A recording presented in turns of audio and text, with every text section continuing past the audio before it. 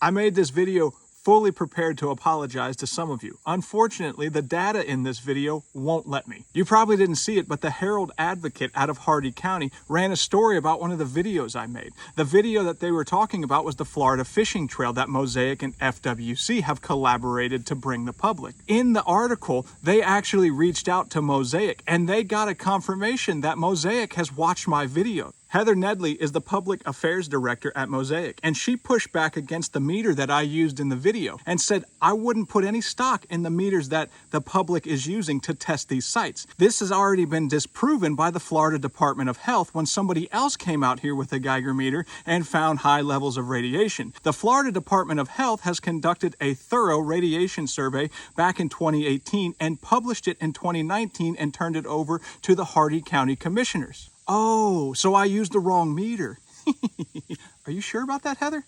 When you take a look at this report, the first thing you see is John Williamson. We'll get to why he's important later. Scroll down to page 11 of this report, Heather, and you will see that the Florida Department of Health used a RAD-I personal radiation detector. Well, let's fast forward 2 years after this study was done and go up to Polk County and a lawsuit between Drummond and residents who unknowingly purchased a home built on a phosphate mine were exposed to high levels of radiation. The Florida Department of Health came out and did a radiation survey, much like they did in this survey that you're quoting. Well, they used a RAD-I personal radiation detector. It was later proven in court by a fellow with a PhD that the RAD-I personal radiation detector that the Florida Department of Health used, both in the study you quoted, Heather, and up there in Oak Ridge and Grassland Community, was the wrong meter. It doesn't pick up the right kind of radiation that formerly mined lands emit. And it was later admitted by Drummond's own expert that the RAD-I personal radiation detector is the wrong meter. The results could be off by as much as 40% because it's not the right meter.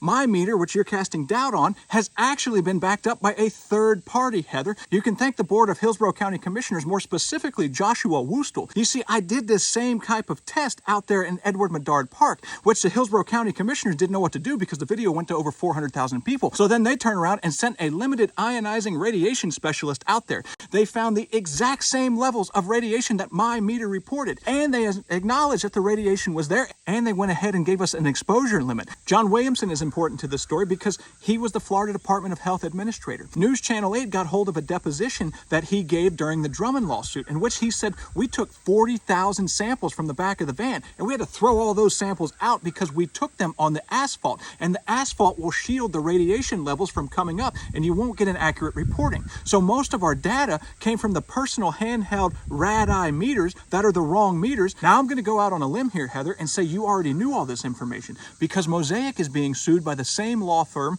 that sued the Drummond Company, and for the same reason. Residents of two mobile home parks, Paradise Lake and Anglers Green, allege that your company, Mosaic, didn't reclaim the land correctly. Now, Heather, I can also show you another headline that says the Florida Department of Health hasn't been out to conduct radiation surveys on formerly mined land in 5 years. Now, this was back in 2019. Your study that you're quoting came out in 2018. It's been 7 years, and the Florida Department of Health hasn't been out there to do any more radiation surveying. So who's lying to you anyways? Because evidently one of us used the wrong meter. Heather, I guess if we wanted to get to the bottom of all this, we would invite the federal EPA in to do some aerial radiation surveying on formerly mined and actively mined phosphate land. I'm Matt the Welder. God bless America, and I really miss Joe Diffie.